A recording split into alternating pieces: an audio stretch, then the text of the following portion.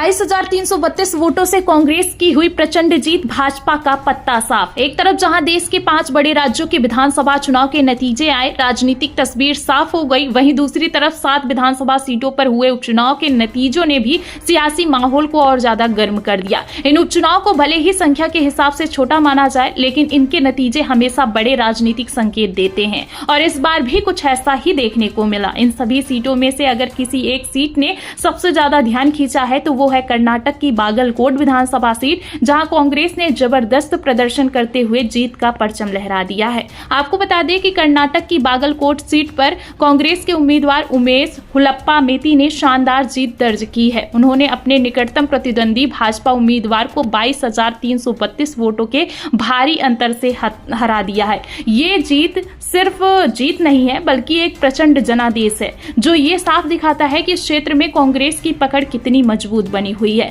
अगर हम इस जीत को थोड़ा गहराई से समझे तो ये साफ नजर आता है कि कांग्रेस ने यहाँ न सिर्फ अपने पारंपरिक वोट बैंक को संभाले रखा, बल्कि नए मतदाताओं को भी अपने पक्ष में करने में सफलता हासिल की। वहीं दूसरी ओर भाजपा के लिए ये हार एक बड़ा झटका मानी जा रही है, क्योंकि जिस तरह से बीजेपी ने इस सीट पर अपनी पूरी ताकत झोंकी थी, उसके बावजूद इतनी बड़ी हार ये संकेत देती है कि पार्टी को अभी जमीन पर और मेहनत करने की जरूरत है।